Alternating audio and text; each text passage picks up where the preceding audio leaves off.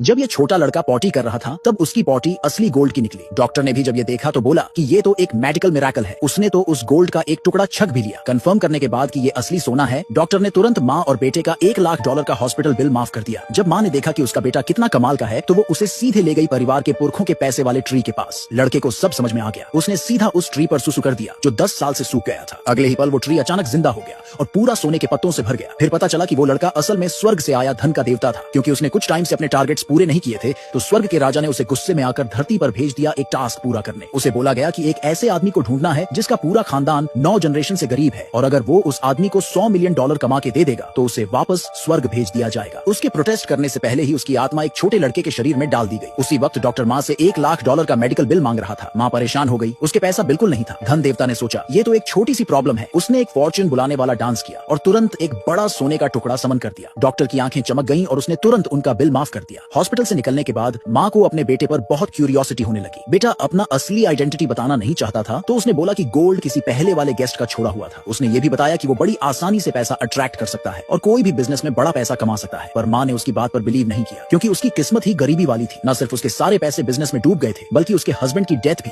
उसकी डिलीवरी के बाद हो गई थी। अंकल ने सोचा कि माँ अपशगुन है इसलिए उसने उसे घर से निकाल दिया। तभी धन के देवता को समझ आया कि वही माँ ही वो इंसान है जो 9 जनरेशन से गरीब चली आ रही है। अब अगर वो अपनी माँ को $100 मिलियन कमा कर दे दे तो वो वापस स्वर्ग जा सकता है। सबसे आसान तरीका यही था कि वो अपनी माँ की फैमिली में इज्जत वापस दिला दे। इसलिए उसने डिसाइड किया कि वो माँ के साथ दादाजी के बर्थडे बैंकेट में जाएगा। लेकिन माँ के पास सिर्फ $2 बचे थे। इतने में तो गिफ्ट भी नहीं आ सकता था। तभी धन देवता ने अपनी स्वर्गीय आंख खोली और उन $2 से एक ऐसा लॉटरी टिकट खरीदा जिसमें विनर होना पक्का था। दोनों बर्थडे बैंकेट में पहुंचे। बीच में एक सूखा हुआ पेड़ का ठूंठ रखा था और उसके पास एक बोर्ड लगा था। उसमें लिखा था जो कोई इस पेड़ को फिर से जिंदा करेगा उसे $1 अरब का इनाम मिलेगा। धन देवता को तुरंत इंस्पिरेशन मिला। उसने पास जाकर देखा तो समझ गया कि ये वही पेड़ है जो उसने पहले लगाया था। उसे जिंदा करना उसके लिए बच्चों का खेल था। उसने वहीं पर उस पेड़ पर सुसु कर दिया और जैसे ही सुसु किया पेड़ जो सालों से सूखा हुआ था तुरंत फिर से हरा भरा हो गया। ये पेड़ फैमिली की विरासत का प्रतीक था तो दादाजी बहुत खुश हो गए। उन्होंने तुरंत माँ और बेटे को फिर से फैमिली में शामिल करने का फैसला कर लिया। ये देखकर पास खड़े अंकल को बहुत गुस्सा आया। उसे डर था कि अब 2 लोग और उसकी प्रॉपर्टी में हिस्सा मांगेंगे। इसलिए उसने माँ की बुराई शुरू कर दी। उसने बोला